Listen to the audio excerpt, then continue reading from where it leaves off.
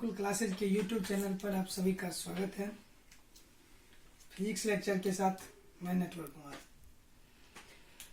पिछले वीडियो में हमने कॉम्बिनेशन ऑफ रेसिस्टर्स की बातें की कि रेसिस्टर्स के डिजायरेबल रेसिस्टेंस प्राप्त करने के लिए अलग अलग रेसिस्टर्स को हम लोग आपस में जोड़ते हैं, कनेक्ट करते हैं, जिसे हम लोग कॉम्बिनेशन कहते हैं, संयोजन कहते हैं।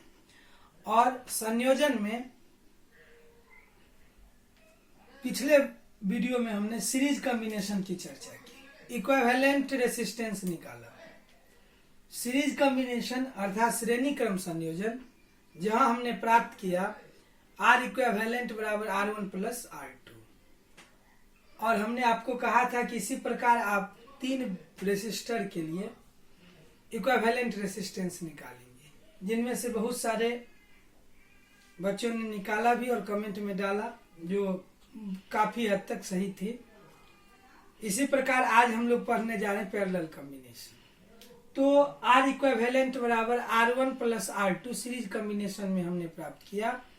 आपने जो प्राप्त करके डाला हुआ था R इक्विवेलेंट बराबर R1 plus R2 plus R3। इसी प्रकार अगर n रेसिस्टर्स हो तो R इक्विवेलेंट बराबर R1 plus R2 plus R3 dot dot dot plus Rn। Identical resistors का जब हमने इक्विवेलेंट रेसिस्टेंस निकाला तो that is equal R equivalent is equal to NR। कहने का तात्पर्य यह था कि श्रेणी क्रम संयोजन में रेसिस्टेंस बढ़ता है, क्योंकि इक्विवेलेंट रेसिस्टेंस सभी इंडिविजुअल रेसिस्टेंस के जोड़ के बराबर होता है। इसका अर्थ यह हुआ कि इक्विवेलेंट रेसिस्टेंस अर्थात समतुल्य प्रतिरोध जो होगा वह सीरीज कॉम्बिनेशन में जुड़े हुए प्रत्येक प्रतिरोध से अधिक होगा। अर्थात श्रेणी क्रम संयोजन में तुल्य प्रतिरोध मतलब प्रतिरोध बढ़ता है। तो सर्किट में, इलेक्ट्रिकल सर्किट में जब भी हमें प्रतिरोध को बढ़ाना होगा, प्रतिरोध को बढ़ाने का अर्थ है कि विद्युत धारा का मान घटाना होगा। तो अगर सर्किट में प्रतिरोध का मान बढ़ाना हो और विद्युत धारा का मान घटाना हो तो निश्चित रूप से प्रतिरोधों को हम लोग श्रेणी क्रम संयोजन में से to increase the resistance or decrease the current in the electrical circuit, we always connect the resistances in series combination। और यहाँ दूसरा चीज हमने प्राप्त किया आइडेंटिकल रेसिस्टर के लिए कि NR हो गया, N टाइम्स बढ़ गया, N गुना हो गया। तो अगर 2 रेसिस्टेंस होंगे तो 2R, 3 रेसिस्टेंस होंगे 3R, 4 रेसिस्टेंस होंगे 4R और N रेसिस्टेंस होंगे तो N। आज हम लोग उसी का दूसरा कॉम्बिनेशन। तो सीरीज कॉम्बिनेशन में 2 बातें थी कि सीरीज कॉम्बिनेशन में प्रत्येक प्रतिरोध से समान करंट प्रवाहित होती है, और दूसरी बात है कि प्रत्येक प्रतिरोध जिन 2 बिंदुओं से जुड़े होते हैं उनका विभवांतर अलग अलग होते हैं, पोटेंशियल डिफरेंस अलग अलग होते हैं। कहने का मतलब कि श्रेणी क्रम संयोजन में करंट सभी रेसिस्टर के अक्रॉस सेम रहता है और विद पोटेंशियल डिफरेंस वोल्टेज प्रत्येक रेसिस्टर्स के अलोंग डिफरेंट होता है, अर्थात करंट सेम रहता है और वोल्टेज बढ़ता है।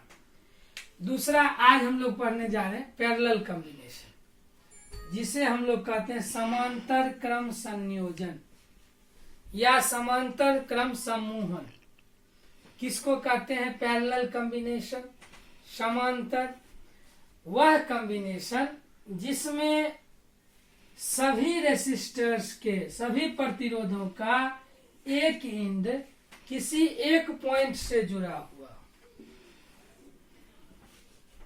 और दूसरे सभी एंड किसी अन्य पॉइंट से जुड़े हुए, तो ऐसे कॉम्बिनेशन कहलाते हैं पैरेलल कॉम्बिनेशन।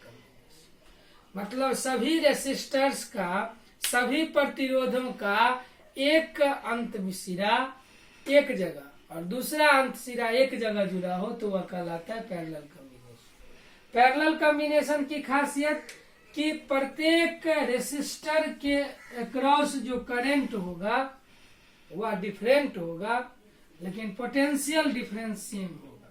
क्यों सेम होगा? क्योंकि वो सभी एक ही बिंदु से जुड़े होंगे, एक ही बिंदु पर एक ही सिरों के बीच जुड़े होंगे। तो जो पोटेंशियल डिफरेंस ए और बी के बीच होगा वही सभी रेसिस्टर्स के लोग। लेकिन चूंकि वायर बट रही है इसलिए इसमें विद्युत धारा का मान बदल जाएगा। तो सीरीज कॉम्बिनेशन की खासियत हो गई कि करंट सेम रहता है, वोल्टेज बढ़ता है। और पैरेलल कॉम्बिनेशन की खासियत हो गई कि वोल्टेज सेम रहती है और करंट बढ़ती है, दोनों एक दूसरे का उल्टा गुण है। वहां वोल्टेज अलग अलग है प्रत्येक रेसिस्टर के अलावा, करंट सेम है सीरीज कॉम्बिनेशन। पैरेलल कॉम्बिनेशन में वोल्टेज सबके अक्रॉस सेम है और करंट सब वायर में अलग अलग है। हम इक्विवेलेंट के रेसिस्टेंस निकाल रहे हैं रेसिस्टर्स का, 2 रेसिस्टर्स का पैरेलल कॉम्बिनेशन में। आप लोग इसी का 3 रेसिस्टर के लिए इक्विवेलेंट रेसिस्टेंस निकालिएगा, जिस प्रकार हम 2 के लिए निकालें। लिख करके निश्चित रूप से कमेंट बॉक्स में डालेंगे या व्हाट्सएप ग्रुप जो है उसमें डालेंगे। Let R1 and R2 are 2 resistances of 2 resistors connected in parallel।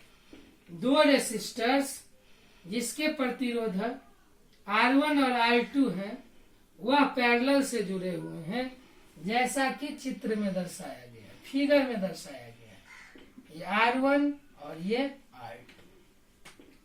R1 और R2 2 रेसिस्टेंस पैरेलल कॉम्बिनेशन में जुड़े हुए हैं, जैसा कि फिगर में दर्शाया गया। पैरेलल कॉम्बिनेशन की खासियत हम जानते हैं कि विद्युत धारा बटेगी। जाहिर है अगर हमारे सेल से बैटरी से करंट प्रवाहित होती है तो वह इस इंड पर आकर के बटेगी। तो हम मान लिया कि जिस वायर में R1 रेसिस्टेंस कनेक्टेड है, R1 रेसिस्टर कनेक्टेड है, उससे I1 करंट प्रवाहित हो रही है, और जिस वायर से R2 रेसिस्टेंस है उससे I2 करंट प्रवाहित हो रही है। ये हमारा इक्विवेलेंट सर्किट है। इक्विवेलेंट सर्किट वह सर्किट होते हैं जो उन सभी रेसिस्टेंस के बदला अगर एक ही रेसिस्टेंस भी पोटेंशियल डिफरेंस है। तो अगर हम यहाँ देखें तो यहाँ पर I यहाँ आकर 2 भाग में बटे। इसी प्रकार जब आप 3 के लिए बनाएंगे, इस बीच में एक रेसिस्टर डाल देंगे तो R1, R2 and R3 are resistances of 3 resistors connected in parallel as shown in figure। Current का मान I1, I2, I3 हो जाएगी। वोल्टेज सेम रहेगा क्योंकि सभी एक ही अंत बिंदु से जुड़े होते हैं। अब अगर हम यहाँ पर देखें इस जंक्शन पॉइंट के लिए, तो यह I करंट ही आगे चलकर 2 भाग में बट रहा है। तो I बराबर होगा I1 plus I2, I1 plus I2। आप ओम के नियम से जानते हैं V बराबर IR, ओम इक्वेशन जो हमने प्राप्त किया था, V बराबर IR। तो इस हिसाब से I का इक्वेशन हो जाएगा V बाय R।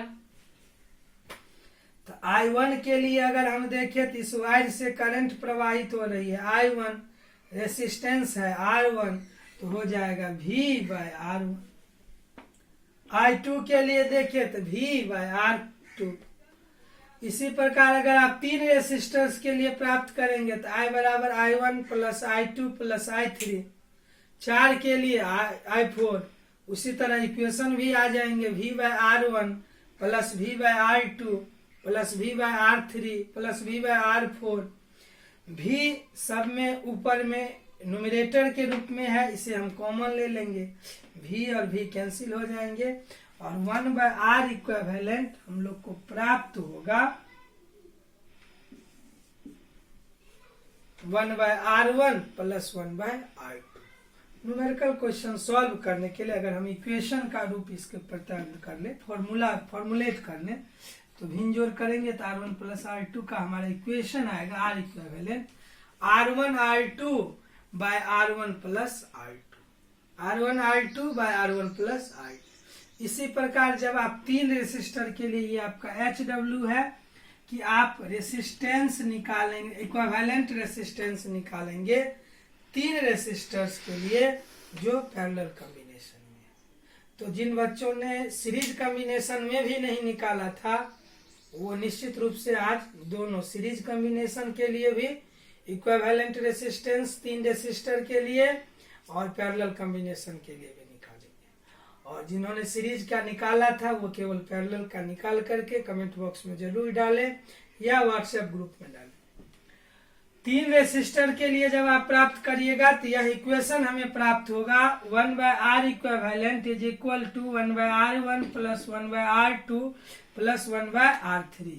अगर आप उसको भिन्न जोड़ करके फॉर्मुलेट करेंगे तो R इक्विवेलेंट बराबर प्राप्त होगा R1 R2 R3 bye R1 R2 plus R2 R3 plus R3 R1। निश्चित रूप से इसको सॉल्व करके प्राप्त करेंगे कि यह इतना ही प्राप्त होता है या नहीं, ताकि इस पर सेटिस्फाइड रहे और याद कर लें। यह रिजल्ट हमारे लिए बहुत ही महत्वपूर्ण है। तो 1/R equivalent is equal to 1/R1 plus 1/R2 plus 1/R3। अगर हम n रेसिस्टर्स की बात करें तो 1/R equivalent is equal to 1/R1 plus 1/R2 plus dot dot 1/Rn। इस सभी इसको कैलकुलेट करेंगे और इसके और भी महत्वपूर्ण पॉइंट की चर्चा, रिमार्क पैरेलल कॉम्बिनेशन के जो हैं वो हम अगले वीडियो में चर्चा करेंगे। इसलिए कनेक्ट रहें, निश्चित रूप से वीडियो को समझे, बार बार देखकर समझने का प्रयास करें। कहीं समस्या आती है तो कमेंट बॉक्स में डालें। और अगर अभी तक आपने चैनल को सब्सक्राइब नहीं किया तो निश्चित रूप से सब्सक्राइब कर लें और यह कमेंट बॉक्स में इक्वेशन निश्चित रूप से निकाल कर डालें। और अगले वीडियो में हम लोग इसके महत्वपूर्ण पॉइंट्स और कुछ न्यूमेरिकल्स क्वेश्चन को सॉल्व करेंगे। तब तक के लिए दीजिए हमें इजाजत। Good night.